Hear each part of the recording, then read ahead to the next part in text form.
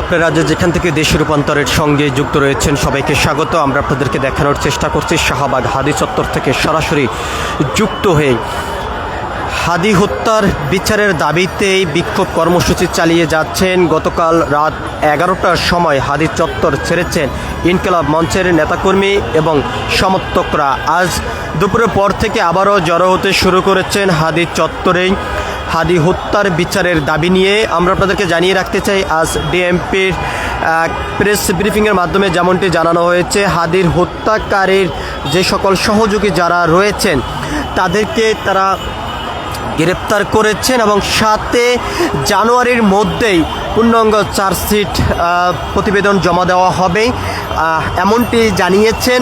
আমরা আপনাদেরকে জানিয়ে রাখতে চাই, আজ 11টা থেকেই বিভাগীয় শহরগুলোতে হাদি হত্যার বিচারের দাবিতে বিক্ষোভ কর্মসূচি চলমান রয়েছে। এমন কর্মসূচি ঘিরে দেশের প্রতিটি জেলা উপজেলায় হাদি হত্যার বিচারের দাবিতে কর্মসূচিতে অংশগ্রহণ করেছেন অনেকেই। আমরা আপনাদেরকে আরও একটি বিষয় জানিয়ে রাখতে চাই, দেশের প্রতিটি জেলা উপজেলা থেকে এখনও পর্যন্ত হাদি হত্যার বিচারের দাবিতে শাহবাগ হাদি চত্বরে আসতে শুরু করেছেন অনেকে এবং হাদির সমাধির সামনে গিয়ে 2 হাত তুলে দোয়া করে যাচ্ছেন হাদির জন্য।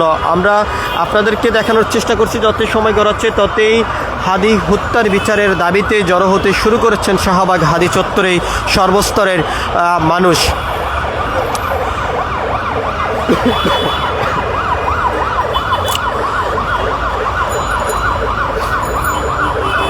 ইনকিলাব মঞ্চের মুখপাত্র উসমান হাদি তার নির্বাচনী এলাকায় প্রচারণার সময় 12 ডিসেম্বর তাকে সন্ত্রাসীরা লক্ষ্য উদ্দেশ্য করে রাজধানীর পুরান পল্টন পানির ট্যাঙ্কি কালভার্ট রোডে গুলি করেন। এরপর থেকে সেখান থেকে উদ্ধার করে তাকে ঢাকা মেডিকেল কলেজ হাসপাতালে নিয়ে আসা হয়। সেখান থেকে তাকে সংকটাপন্ন অবস্থায় রাজধানীর রেবার কেয়ার হাসপাতালে ভর্তি করা হয়। 15 ডিসেম্বর অন্তর্বর্তীকালীন সরকারের প্রধান উপদেষ্টা ডক্টর মোহাম্মদ ইউনূসের নির্দেশে তাকে উন্নত চিকিৎসার জন্য সিঙ্গাপুর জেনারেল হাসপাতালে নেওয়া হয়। 18 ডিসেম্বর তিনি শেষ নিঃশ্বাস ত্যাগ করেন। দীর্ঘ 10 দিন অতিবাহিত হওয়ার পরও এখনও পর্যন্ত হাদির মূল হত্যাকারীদেরকে আইন শৃঙ্খলা রক্ষাকারী বাহিনীর সদস্যরা গ্রেপ্তার করতে পারেননি। হাদির বিচার নিয়ে অনেকে আশঙ্কা দেখছেন, এমনটিও অনেকে জানিয়েছেন। প্রশাসনের পক্ষ থেকে যেমনটি জানানো হয়েছে, হাদির মূল হত্যাকারীরা পার্শ্ববর্তী দেশ ভারতে পালিয়ে গিয়েছেন। কিভাবে ভারতে পালিয়ে গিয়েছেন সে প্রশ্নের জবাব এখান থেকে বিক্ষোভকারীরা চাচ্ছেন। অন্যদিকে প্রশাসনের পক্ষ থেকে যেমনটি জানানো হয়েছে, হত্যাকারীদেরকে যারা সহযোগিতা করেছেন তাদেরকে গ্রেপ্তার করে আইনের আওতায় নিয়ে আসা হয়েছে। মূল হত্যাকারীদেরকে এখনও পর্যন্ত গ্রেপ্তার করতে সক্ষম হননি আইনশৃঙ্খলা রক্ষাকারী বাহিনীর সদস্যরা। হাদির হত্যার বিচার নিয়ে অনেকে আশঙ্কা দেখছেন এবং সেই বিচার পরিপূর্ণভাবে বাস্তবায়ন করার লক্ষ্যে রাজপথে অবস্থান করেছেন ইনকিলাব মঞ্চের নেতাকর্মী থেকে শুরু করে সমর্থক এবং সর্বস্তরের জনগণ। এখান থেকে বারবার বিক্ষোভকারীরা যেমনটি জানাচ্ছেন, যত সময় পর্যন্ত হাদির মূল হত্যাকারীদেরকে আইনশৃঙ্খলা রক্ষাকারী বাহিনীর সদস্যরা বিচারের কাঠগড়ায় নিয়ে না আসতে পারবেন তত সময় পর্যন্ত তাদের এই বিক্ষোভ কর্মসূচি চলমান থাকবে। আমরা আপনাদেরকে একটু দেখানোর চেষ্টা করছি, সরাসরি শাহবাগ হাদি চত্বর থেকে সরাসরি যুক্ত হয়ে এখন টান উত্তেজনা বিরাজ করে যাচ্ছে। এক কথা বলা যায়, বিভিন্ন স্লোগান দিয়ে যাচ্ছেন এখান থেকে ইনকিলাব মঞ্চের নেতাকর্মীরা। আমরা আপনাদেরকে দেখানোর চেষ্টা করছি, হাদি যে কথা বলেছেন, জান দেব জুলাই দেব না।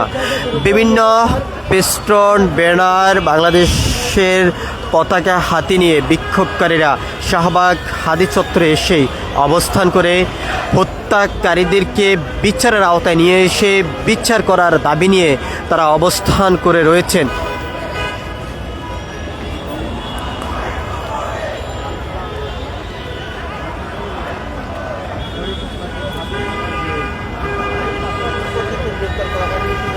হাদির মূল হত্যাকারী যে ফয়সাল, তাকে এখনও পর্যন্ত আইনশৃঙ্খলা রক্ষাকারী বাহিনীর সদস্যরা গ্রেপ্তার করতে পারেননি, যার কারণে এখনও পর্যন্ত ফুঁসে রয়েছেন ইনকিলাব মঞ্চের নেতাকর্মী সহ সর্বস্তরের জনগণ। এখান থেকে বিক্ষোভকারীরা যেমনটি বলছেন, যত সময় পর্যন্ত হাদির হত্যাকারী ফয়সালকে গ্রেপ্তার না করা হবে তত সময় পর্যন্ত তাদের এই বিক্ষোভ কর্মসূচি চলমান থাকবে, এমনটি এখান থেকে তারা জানিয়েছেন। আমরা আপনাদেরকে দেখানোর চেষ্টা করছি, এখনো পর্যন্ত বিভিন্ন স্লোগান দিয়ে যাচ্ছেন।